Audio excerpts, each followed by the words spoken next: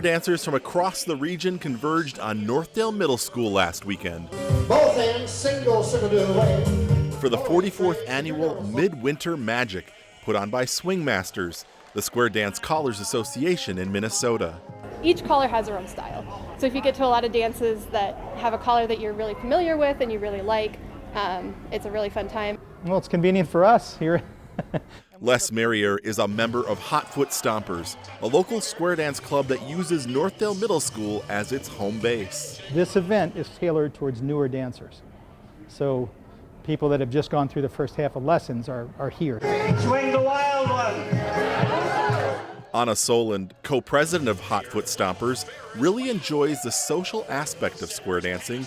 Her husband now hits the dance floor too. He was like, well, square dancing is obviously a big part of your life and probably will continue to be, so I should probably learn. And so yeah, now he's out there having a blast too. Organizers say square dancing isn't just for the older generation. Kids as young as 5 take part, and those involved hope more youth will join the fun. They have a great time. We have a lot of homeschool students that are getting involved, and they get the word around to each other, and they all come together, and they do a lot of high energy dancing around, and they really enjoy it. If you'd like to get involved, many square dance clubs, including Hot Foot Stompers, offer free lessons in the fall. For more information, log on to trydancingnow.com.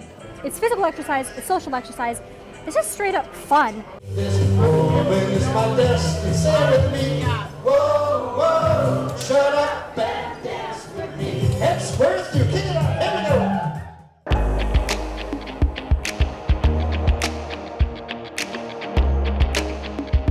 In 3, 2, and 1.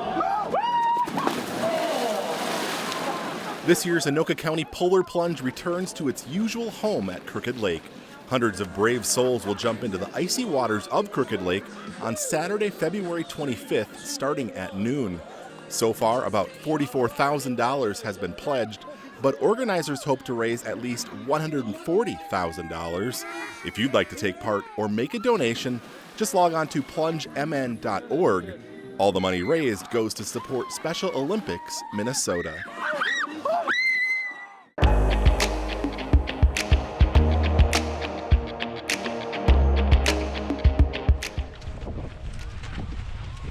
And this is 6 minutes from school.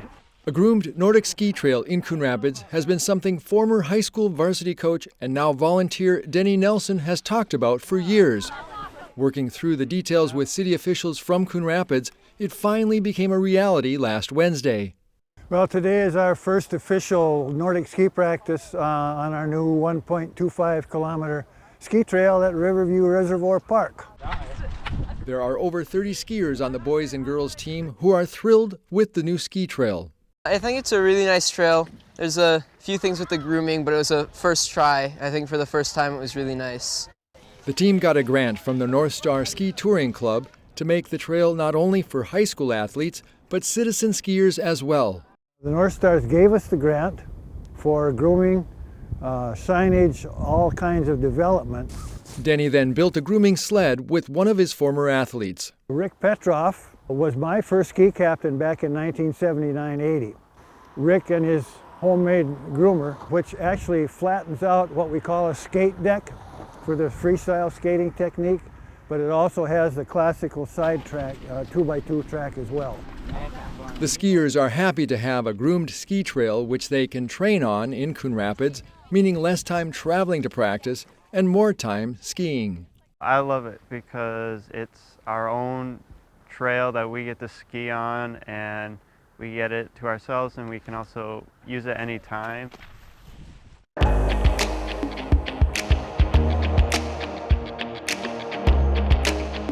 I think this really shows that Coon Rapids is taking sustainability seriously. The city is moving on up when it comes to efforts to go green. In 2022, Coon Rapids reached the top 2 steps in the Minnesota Green Step Cities program.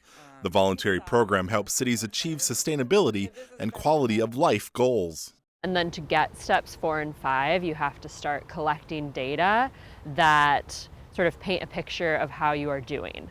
Notable performance measures achieved last year include having all housing in the city within 1 mile of a bike route, decreasing the energy used to treat and distribute drinking water, and an increase in solar power installations on homes and businesses. I like the Green Step Cities program because it gives me a good menu of work to choose from. It shows me what other cities are doing, so I can see what examples there are to go from or what other best practices are. And now with the performance measure aspect, I think it really helps our staff see this is the result of our work. Another sustainability initiative, the city's Green Homes program, provides energy efficiency rebates and discounted home energy audits. We are really prompting residents to do that because it's such an immediate payback to do things like switch the light bulbs or get a smart thermostat or do weather stripping on your doors and windows. One little step that could add up to big savings for your pocketbook and the environment in the long run. So I think everyone really can benefit from this, and we're happy to be leading the way. For more information, go to coonrapidsmn.gov/sustainability.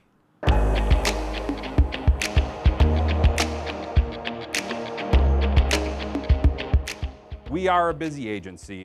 Out of those 55,000 calls for service, 11, almost 12,000 are traffic stops. A popular police outreach program has made a return to Coon Rapids.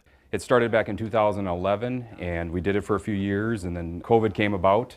After a 4-year hiatus, the Community Police Academy is back and under the direction of Sergeant Cameron Gustafson. You see things on the news, you hear things about how law enforcement does something in one part of the country or somewhere else. So we want to show them what we do here. Nearly 20 members of the community signed up to spend 1 night a week for 6 weeks to get an inside look at the police department. Today they're getting a crash course on the patrol division. Taz is almost 7. He's a Belgian Malinois imported from the Czech Republic. A skills demonstration by Canine Officer Brian Sternquist and his award-winning canine Taz was the highlight of the night for many. No! Get him!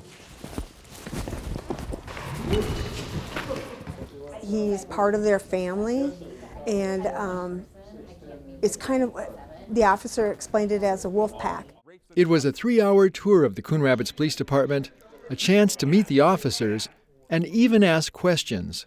The great part is they get the opportunity to meet the community just like the community gets to meet the officers. It was very enlightening, a lot of information. Seems like it was longer than 3 hours, that's for sure. The whole night I just was in awe, trying to learn and soak up everything that they're sharing with us.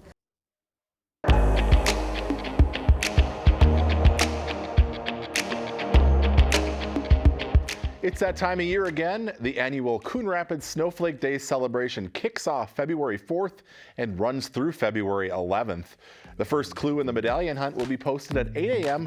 on February 4th, and a new clue will follow each day. You must have a 2023 Snowflake Days button to claim the $500 prize. The Miss Coon Rapids Outstanding Teen Pageant will take place February 4th, starting at 4 p.m. at Coon Rapids High School. Tickets can be purchased at the door.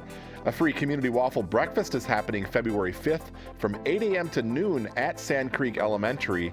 Free will donations will be collected and given to the Coon Rapids Police Explorers Unit. February 5th is also Family Fun Day at the Coon Rapids Ice Center. The fun happens from 4:30 to 7:30 p.m. and includes skating, ice bowling, dice games, and more. February 8th is the last day to sign up for the Snow Sculpture Contest. Sculptures must be created in the front yard of your home by February 9th. Judging takes place February 10th. Cash prizes of up to $200 will be awarded. February 10th and 11th, it's the Mayor's Cup Simulator Golf Tournament at Bunker Hills. Preliminary competition starts Friday with the finals and awards handed out on Saturday. February 10th is also Winter Fun Day at Sand Creek Park from 10 a.m. to 2 p.m. There will be outdoor skating and games, painting for kids, and a Build a Snowman contest. Hot dogs and hot chocolate will be served. You are asked to bring a non-perishable donation for the ACBC food shelf. Also February 11th, the Kids Medallion Hunt will take place at Sand Creek Park starting at 10:15 a.m. It's open to children ages 5 to 10. There will be separate hunts for boys and girls. A minimum of 10 kids must participate for each hunt to take place. Each winner will receive a $200 gift card to Jerry Schwinn. You can find more on all the Snowflake Days events at CoonRapidsSnowflakeDays.com.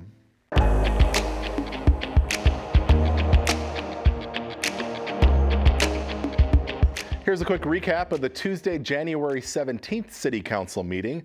The city is restructuring water rates to keep the water fund self-sustaining for years to come. On Tuesday night, the City Council approved the new structure and rate increases that will affect all water users in the city.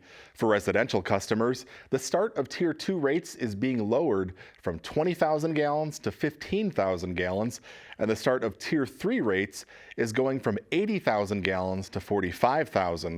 The account service charge is also being increased. The average residential home that uses 12,000 gallons of water in the winter quarter will see a $5.57 increase to their winter quarter bill. And for 34,000 gallons of water in the summer quarter bill will increase $12.14. The new rates take effect in May. The city is going out for bids for a new water tower. This week, the City Council accepted the final plans and specifications for a new 1 million gallon tower. It will be located near the southeast corner of Foley Boulevard and Coon Rapids Boulevard. The existing water tower near McDonald's on Foley will be torn down. The city is hoping to secure state funding for 2 big road projects. Coon Rapids has put in an application to MnDOT's Corridors of Commerce program for $28.3 million for the Highway 610 and East River Road Interchange Expansion Project. The city of Andover is putting in a request for $28.1 million to expand Highway 10 from 4 to 6 lanes between Hanson Boulevard and Round Lake Boulevard. MnDOT will announce project awards on May 1st. And that's a quick recap of the January 17th City Council meeting. As always, you can find the full meetings on cable or the CTN Coon Rapids YouTube channel.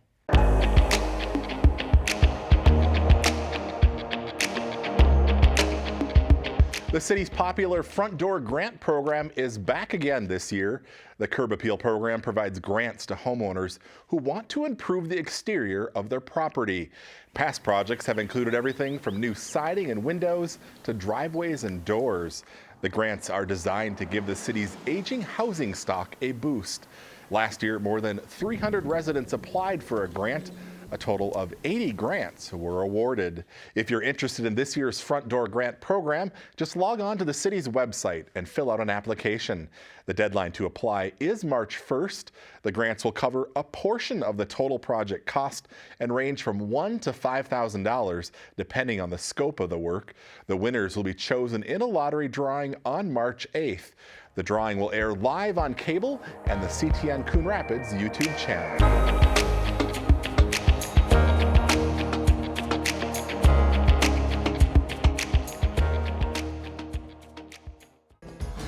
As you know, CTN's on YouTube, and we're on in a big way. We have thousands of videos online to help you stay connected to Coon Rapids on any device, at home, or on the go. And it's because of your faithful viewership that we can celebrate 10,000 subscribers to the CTN YouTube page. Thank you for your support as we continue to keep you connected.